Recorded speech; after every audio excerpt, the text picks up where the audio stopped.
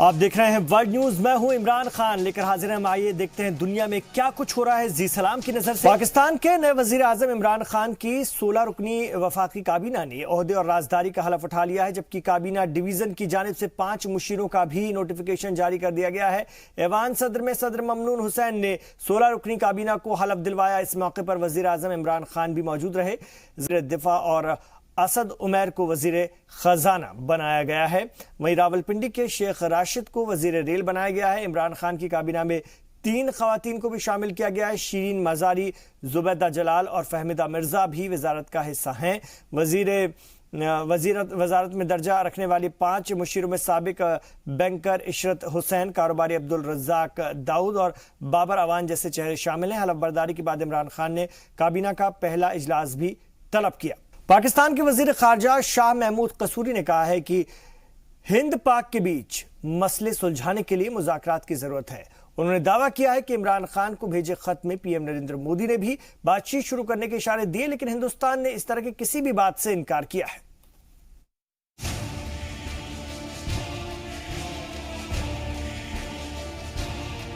عمران خان کے پاکستان کا وزیر اعظم بننے کے بعد پاکستان کشمیر مدعے پر جھکتا نظر آ رہا ہے۔ پاکستان کے وزیر خارجہ شاہ محمود قریشی نے ایک کانفرنس کر کے ہندوستان کے ساتھ مذاکرات کی پیشکش کی ہے۔ قریشی نے کہا کہ دونوں ملکوں کے بیچ پیچیدہ مسائل ہیں، انہیں حل کرنے میں پریشانی آ سکتی ہے، لیکن بات چیت کے علاوہ دونوں ملکوں کے پاس کوئی دوسرا راستہ نہیں ہے۔ کہ ہم دو نہ صرف ہمسائے ہیں، ہم دو ایٹمی قوتیں ہیں، ہمارے درینہ مسائل ہیں، ان وسائل سے آپ بھی واقف ہیں اور میں بھی واقفیت رکھتا ہوں۔ ہمارے پاس میری رائے میں گفت و شنید کے علاوہ کوئی اور حل نہیں ہے۔ شاہ محمود قریشی نے یہ بھی دعویٰ کیا کہ پی ایم نریندر مودی نے پاکستان کے نئے وزیر اعظم عمران خان کو خط لکھا تھا۔ اس میں پی ایم مودی نے دونوں ملکوں کے بیچ بات چیت شروع کرنے کے اشارے دیے ہیں۔ وہیں ہندوستانی ذرائع نے پاکستان کے وزیر خارجہ کے اس دعوے کی تردید کی ہے۔ B J P leader Subramaniam Swami نے کہا ہے کہ اگر ایسا کوئی خط ہے تو پاکستان کو منظر عام پر لانا چاہیے۔ انہوں نے کہا کہ پاکستان سے بات چیت کا کوئی فائدہ نہیں۔ پاکستان کا استتو ہندوستان کے ساتھ پنگا لینا، پھر پاؤں پر پڑنا، پھر بات چیت کرنا، پھر پنگا لینا، یہی ہے ان کا۔ وہ بات چیت مانتے ہیں، نہیں مانتے ہیں، بولتے ہیں۔ اب ان کو کہنا تھے تو جو پردھان منتری کی چٹھی کو پرکاشت کر لیتے۔ پردھان منتری نے ایسا چٹھی لکھا، ایسا کہنا یہ تو بےایمانی ہے ایسے مہتوپورن وشے میں۔ آپ کو بتا دیں کہ پاکستان کے وزیر اعظم کے طور پر حلف لینے کے بعد عمران خان نے اتوار کو ملک سے خطاب کیا، جس میں انہوں نے صاف طور پر کہا کہ ان کی سرکار نیشنل ایکشن پلان کے تحت دہشت گردی سے لڑنے میں کوئی کسر نہیں چھوڑے گی۔ اس سے قبل انہوں نے کہا کہ اگر ہندوستان ایک قدم آگے چلے گا تو پاکستان 2 قدم آگے جائے گا۔ آنے والے دنوں میں یہ واضح ہو جائے گا کہ عمران خان اپنے وعدوں پر کتنا کھرا اترتے ہیں۔ بیورو رپورٹ، زی سلام۔ اور اس وقت ہمارے ساتھ اسلام آباد سے انس جڑ گئے، ہمارے رپورٹر انس ملک، ہمارے معاون چینل ویون کے رپورٹر ہیں، اسلام آباد پاکستان سے ہمارے ساتھ ہیں، ان سے بات کریں گے۔ انس، وزیر خارجہ شاہ محمود نے ہندوستان سے مذاکرات کی بات کہی ہے۔ انہوں نے کہا کہ مودی نے خط میں بات چیت کی بات کہی ہے، لیکن ہندوستانی حکام تو اس طرح کی کسی بھی بات سے انکار کر رہے ہیں۔ جی بالکل عمران، آج وزیر خارجہ شاہ محمود قریشی نے باقاعدہ طور پہ اپنے عہدے کا حلف لینے کے بعد دفتر خارجہ کا دورہ کیا، جہاں پر انہوں نے پریس بریفنگ کے دوران بتایا کہ انڈین پرائم منسٹر بھارتی وزیر اعظم نے عمران خان کو ایک خط لکھا ہے جس سے انڈیا یہ چاہتا ہے کہ بات چیت کے لیے نئے دور کا آغاز کیا جا سکتا ہے۔ ان سے کہنے کا مقصد یہ تھا کہ کیونکہ خط لکھا ہے تو یہ ایک بیبی سٹیپ ہے، جس کو پھر آؤٹ آف پروپورشن بلو کیا گیا کہ انہوں نے بات چیت کی طرف بات کی۔ اگر ہم ان کا بائٹ بھی سنیں تو انہوں نے بڑا کلیئرلی کہا کہ انڈیا یہ چاہتا ہے، بار بار پاکستان نے بات یہ کی ہے، لیکن ہندوستان نے اس کی خاص طور سے تردید کی ہے۔ تو سوال یہ کہ کیا شاہ محمود قریشی غلط بیان بازی کر رہے ہیں؟ ان کے اس بیان کو کیسے دیکھا جائے؟ نہیں دیکھیں، ہندوستان کی تردید اپنی جگہ بجا ہے، پاکستان نے بھی ایک تفصیلی بیان یہاں پہ جاری کیا. بات صرف اتنی سی رہی کہ شاہ محمود قریشی کا کہنے کا مقصد یہ تھا کہ کیونکہ اتنے عرصے سے 3.25 سال کے عرصے سے پاکستان اور انڈیا کے درمیان میں کوئی بات چیت نہیں ہوئے. 2015 کے اندر آخری بار سشما سوراج جی اسلام آباد آئی تھی، اس کے بعد انڈیا اور پاکستان کے درمیان باضابطہ طور پہ کوئی بات چیت نہیں ہوئی ہے. ہم نے انفورسنگ اٹیک جو ہوا پٹھان کوٹ کا، اس کے بعد وہ دیکھا. تو اس کانٹیکسٹ کے اندر یہ جو لیٹر ایک ہے، یہ ایک جو لیٹر تھا، اس سے پہلے پرائم منسٹر مودی کی ٹیلی فون کال بھی تھی. اور ایک بات میں بتاتے چلوں کہ انڈین ہائی کمیشن کی جو اسلام آباد میں ٹیم تھی وہ بھی عمران خان کی ٹیم سے الیکشن سے پہلے رابطے میں تھی. تو یہ ساری چیزیں یہ بیبی اسٹیپس ہیں پاکستان اور انڈیا کی جانب بات چیت کے لیے، کیونکہ پاکستان اور انڈیا دونوں ہی بات ٹائم اینڈ اگین کہتے آئے ہیں کہ بات چیت کے ذریعے مسائل کا حل ہونا چاہیے. انڈیا کی ایک پالیسی رہی ہے کہ ہم ٹیرر اور ٹاک ساتھ ساتھ نہیں چل سکتے. پاکستان کا ایک سانس رہا ہے کہ ہم ان انٹرپٹیبل ڈائلاگ چاہتے ہیں اور بات چیت کے ذریعے ہی چیزوں کو ختم کرنا چاہتے ہیں. تو ان کے کہنے کا ان کا جو اشارہ یہ تھا کہ کیونکہ یہ خط آیا ہے تو یہ بات چیت کی طرف راہیں ہموار کر سکتا ہے. ہم یہ بھی بھول جاتے ہیں کہ پاکستان نے اب سے 2 روز قبل ہی ایک ڈیلیگیشن، ایک وفد بھیجا تھا اٹل بہاری واجپئی کے لیے، ایک اس ایسے دن جس دن پاکستان اپنے 19ویں وزیر اعظم کا انتخاب کر رہا تھا. تو یہ ساری چیزیں ایک ٹھیک ہے. انس صاحب سے بھی جاننا چاہیں گے کہ حکومت ذرائع کے حوالے سے آپ کو کیا اطلاع مل رہی ہے؟ کیا واقعی عمران خان ہندوستان سے بہتر رشتے چاہتے ہیں؟ اب دیکھیں نظام بدل چکا ہے، جو ہوا ماضی میں وہ ہوا، لیکن اب ایک دم نیا نظام ہے. یہاں سے وہ گرم جوشی آپ کے یہاں سے دکھ رہی ہے کیا ہندوستان کے تئیں، رشتے بہتر کرنے کے تئیں؟ جی بالکل عمران، آپ نے بجا فرمایا کہ پاکستان کی طرف جو ہے وہ کافی زیادہ اونرس آف ریسپانسبلٹی، اور عمران خان اس بات کو بہت اچھی طرح جانتے ہیں اور پہچانتے ہیں، جس کی وجہ سے اور ان کی ہم ایک بات بھول جاتے ہیں کہ پہلے ہم پاکستان میں جو لوگ نواز شریف کو اتنا زیادہ کرٹیسائز کرتے تھے، مودی کا یار کہتے تھے، عمران خان کے انڈیا میں زیادہ گریٹر انٹرسٹ ہے کیونکہ ان کی ایک فین فالوئنگ رہی ہے، انہوں نے کرکٹ کھیلی ہے وہاں پہ، ان کے چاہنے والے پرستار ہیں وہاں پہ، جس کی وجہ سے عمران خان کی انڈیا میں زیادہ انٹرسٹ ہے. عمران خان باقاعدہ طور پہ کہہ چکے ہیں، وہ چاہتے ہیں، پاکستانی اسٹیبلشمنٹ بھی چاہتی ہے کہ انڈیا کے ساتھ پاکستان کے ساتھ، انڈیا اور پاکستان کے میں امن ہونا چاہیے. اور لیکن اب جو ایک اس میں جو حائل جو رکاوٹ ہے وہ ہے کہ پاکستان اب انڈیا کو دے کیا سکتا ہے. پاکستان کے پاس آلریڈی بہت زیادہ پینڈنگ کیسز ہیں، جیسے کہ ممبئی اٹیک ٹرائل جو کہ ابھی تک 10 سال گزر جانے کے باوجود بھی کمپلیٹ نہیں ہو سکتا. پوری اٹیک کا ٹرائل ابھی تک کمپلیٹ نہیں ہو سکتا. پٹھان کوٹ اٹیک کا ٹرائل. تو جب ٹیبل پر بیٹھیں گے دیکھنا یہ ہوگا کہ Pakistan what does Pakistan has to offer to India, کہ پاکستان کیا ایسی بات کرے گا کہ انڈیا کہے کہ ٹھیک ہے جی ہم بات کرنے کو تیار ہیں، لیکن بات چیت کے لیے کوئی ماحول تو بالکل ہے، لیکن بات چیت پختہ بنیاد کے اوپر کی جائے، یہ کہنا ابھی قابل وقت ہوگا. جی عمران، شکریہ انس آپ کا اس پوری جانکاری کے لیے. اسلام آباد پاکستان سے.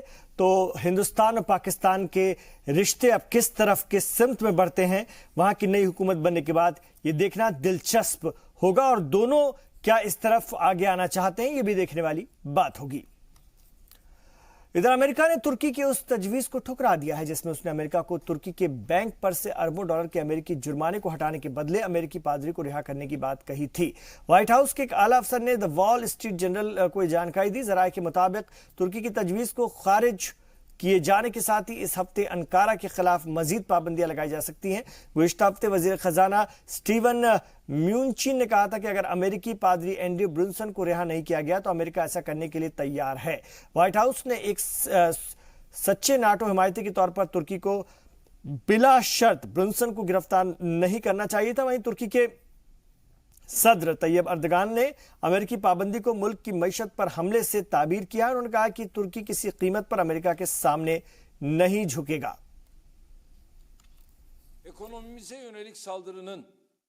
ترکی کی معیشت پر حملہ ملک پر اور اس کے جھنڈے پر حملہ کرنے جیسا ہے. اس کا مقصد ترکی اور اس کی عوام کو جھکانا ہے جو ترکی پر پابندی لگا کر ایکسچینج ریٹ اور دیگر الٹے سیدھے حربہ اپنا کر جھکانا چاہتے ہیں. وہ یہ سمجھ لیں کہ ایسا ہرگز نہیں ہوگا. ترکی تمام پریشانیوں سے جلد ابھرے گا. ادھر ترکی کی راجدھانی انکارا میں امریکی سفارت خانے پر فائرنگ کی گئی. ذرائع کے مطابق گولی باری میں ایک سفید کار میں بیٹھ کر کی گئی اور بندوق دھاریوں نے سفارت خانے کی سیکورٹی کیبن پر 4-5 راؤنڈ فائر بھی کیے جس سیکورٹی بوتھ کو نشانہ بنانے کی کوشش کی گئی. وہ سفارت خانے کی عمارت کا گیٹ نمبر 6 ہے. ایک گولی عمارت کی کھڑکی میں بھی لگی. حالانکہ اس حملے میں किसी के जख्मी होने की कोई खबर नहीं है। एक पुलिस ऑफिसर ने मीडिया को बताया कि हमला सुबह 5 बजे किया गया, लेकिन इसमें कोई जख्मी नहीं हुआ है। तुर्क पुलिस ने सफेद कार की तलाश शुरू कर दी है। यहाँ एक छोटे से वक्फे के लिए रुक रहे हैं, लौटेंगे। आप देखते रहिए वर्ल्ड न्यूज।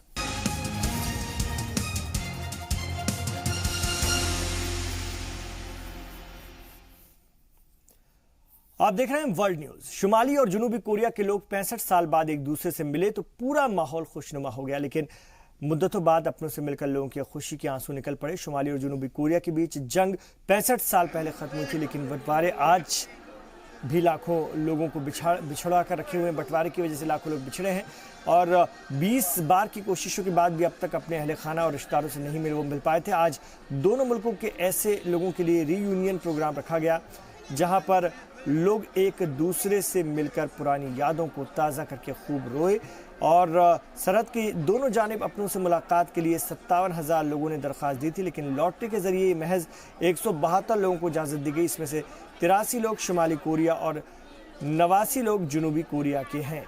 3 दिन चलने वाले इस प्रोग्राम में वो सिर्फ 11 घंटे तक ही मुलाकात कर पाएंगे।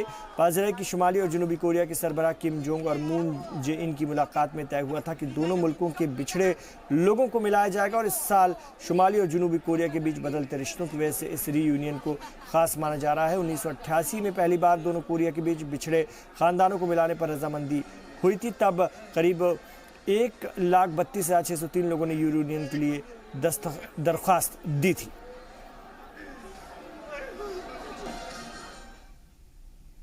ईरान ने कहा कि जौहरी डील को बचाने के लिए यूरोपीय यूनियन को मजीद कदम उठाने चाहिए। ईरानी वजीर खारजा जवाद जरीफ ने कहा कि यूरोप ने अपने एक जौहरी समझौते को बचाने के लिए कोई कीमत चुकाने का इरादा जाहिर नहीं किया है, वो सिर्फ वादे ही कर रहा है। मीडिया से बात करते हुए उन्होंने कहा कि यूरोपीय यूनियन ने आइंदा नवंबर में अमेरिका की पाबंदियों के नफाज के बाद ईरान के साथ तेल की तिजारत और बैंककारी के शोबे में ताउन बरकरार रखने के लिए तजावीज़ पेश की है, लेकिन उनकी तजावीज़ करदा इक़दामात अभी तक उनके बयानात तक ही महदूद हैं। ईरानी वज़ीर ख़ारजा ने कहा कि यूरोपीय ममालिक अगरचे आगे बढ़े हैं, लेकिन यूरोप अभी तक अमेरिका की हकीकी मानों में मुखालफत करते हुए कीमत चुकाने को तैयार नहीं है। वाज़ेह है कि जौहरी समझौते से दस्तबरदारी के बाद अमेरिका ने ईरान पर सख्त पाबंदी लगा दी है। मजीद पाबंदी का इतलाक नवंबर से होगा।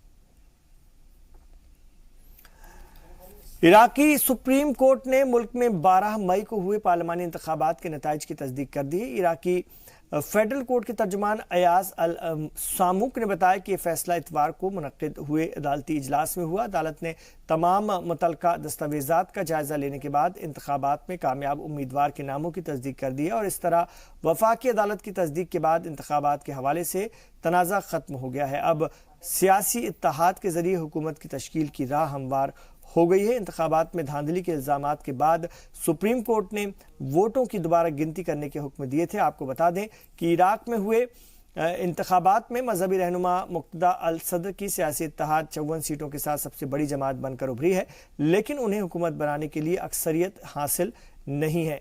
ज़राए के मुताबिक वो मौजूदा वज़ीर आज़म हैदर अल अबादी के साथ मिलकर के हुकूमत तश्कील देने के लिए बातचीत कर रहे हैं।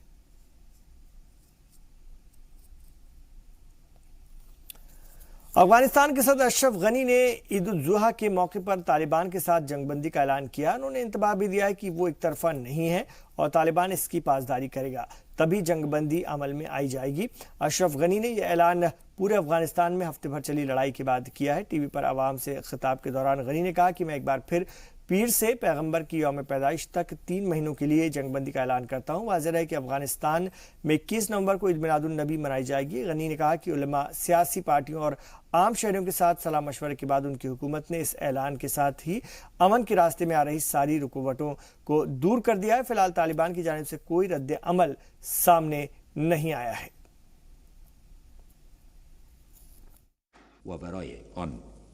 हमारे मुल्क के लोग ईद उल अजहा पुरअमन माहौल में मनाएं। एक बार फिर हम तालिबान से जंगबंदी की अपील करते हैं। सोमवार से इसकी शुरुआत होगी। हम उम्मीद करते हैं कि तालिबान इसकी पासदारी करेंगे और इस्लामी तालीमात को कायम रखेंगे। यमन में हौसी बागियों ने सऊदी अरब के सूबे नजरान की जानिब एक ब्लास्टिक मिसाइल दागा, जिसे सऊदी फौज ने फिजा में ही तबाह कर दिया। हौसी बागियों ने दावा किया कि उसने एक फौजी कैंप को निशाना बनाया है। हौसी मिलिशिया के टेलीविजन चैनल अल मसीरा ने यह इत्तला दी है कि इस हमले में कोई जानी माली नुकसान नहीं हुआ है। इसके बाद में सऊदी हुकूमत ने कोई जानकारी नहीं दी है। वाज़ेह है कि सऊदी अरब इत्तेहाद यमन की आईनी हुकूमत के निफाज के लिए हौसियों के खिलाफ जंग लड़ रही है। इसी यही वजह है कि हौसी मिलिशिया अक्सर सऊदी पर मिसाइल दागते रहते हैं।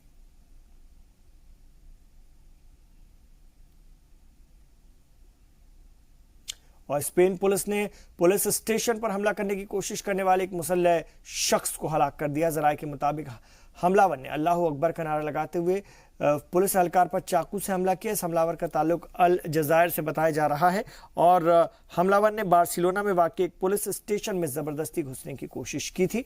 स्पेन की इंसदाद दहशतगर्दी की पुलिस ने बताया कि 19 साल हमलावर इसी पुलिस स्टेशन के हुदूद में रहता था। फिलहाल कैलोनिया पुलिस पूरे मामले की तहक़ीक़ात कर रही है। एक छोटा सा वक्फा, लौट रहे हैं, आप देखते रहिए world news.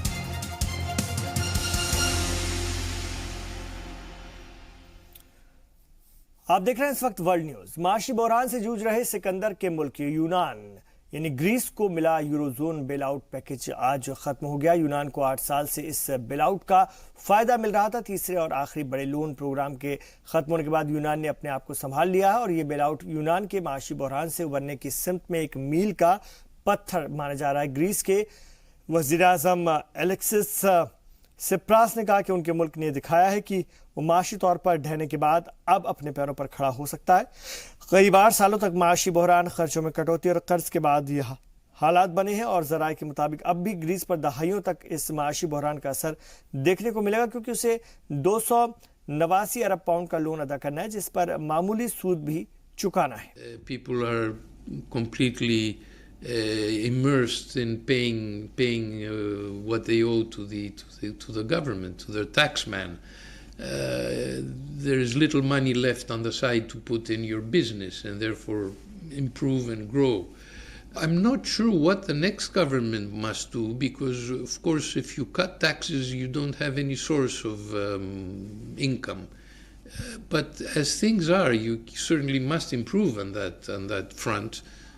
Because most people have been taxed dry. Malaysia के वजीर आजम महातिर मोहम्मद चीन के दौरे पर हैं। आज उन्होंने चीन के वजीर आजम ली कुचियांग से मुलाकात की और दोनों लीडरों के बीच तिजारत, मईशत, दिफा और दीगर बाहमी इशूज़ पर बातचीत हुई।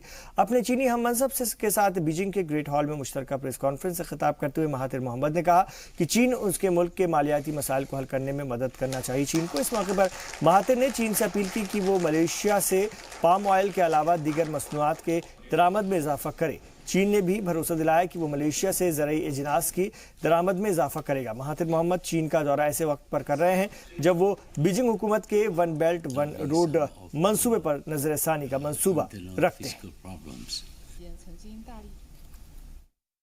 I'm glad to hear the response by the Chinese government that China will import more from Malaysia, especially the palm oil, and also, of course, it must be price sensitive. We understand that.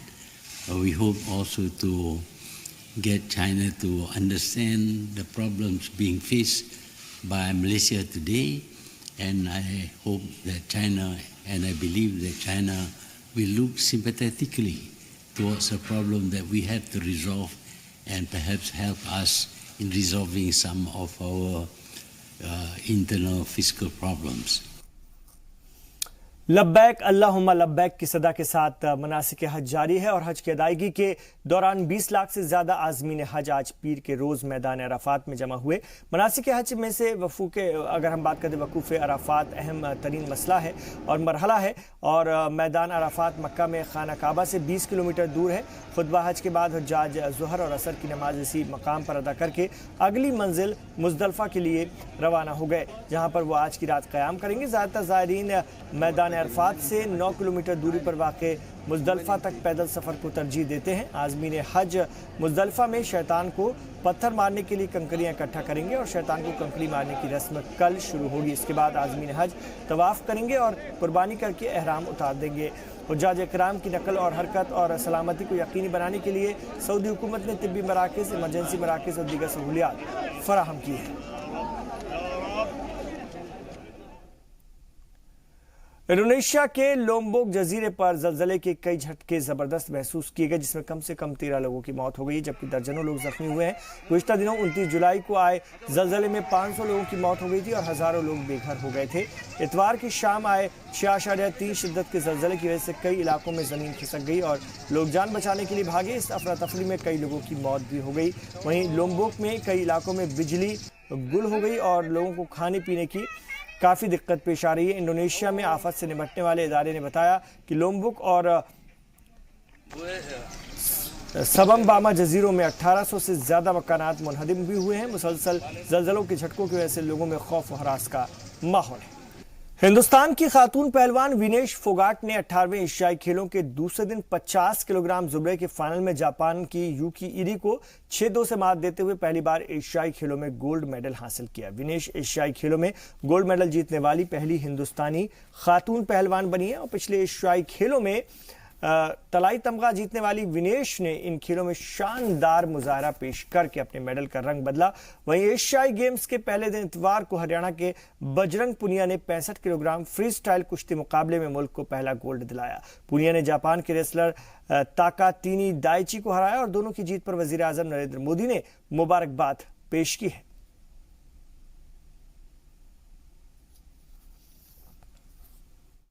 सभी देशवासियों का प्यार और आशीर्वाद है। जो अब समय चेंज हुआ, जो बाउट में हारता था वो अब में जीतने लग गया।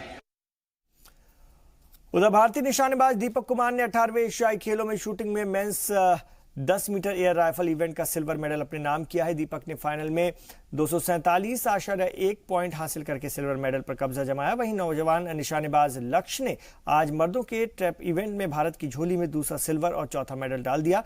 19 साल के लक्ष्य ने 45 में से 39 निशाने सही लगाए, जिसमें कि वो पोडियम में दूसरे मुकाम पर रहे।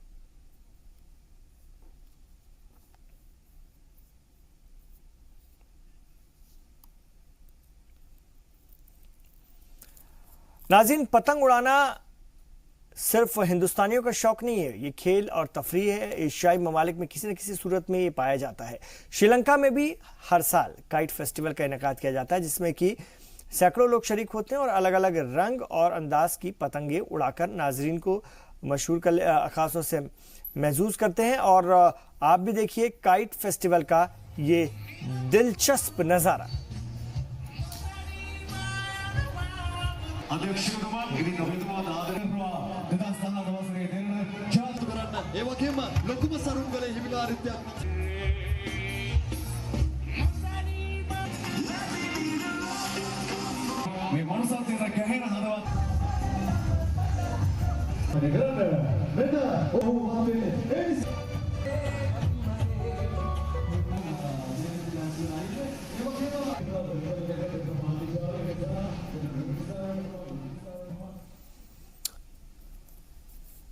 तो नाज़रीन, वर्ल्ड न्यूज़ में अभी इतना ही। जी सलाम पर जारी है खबरों का सफर।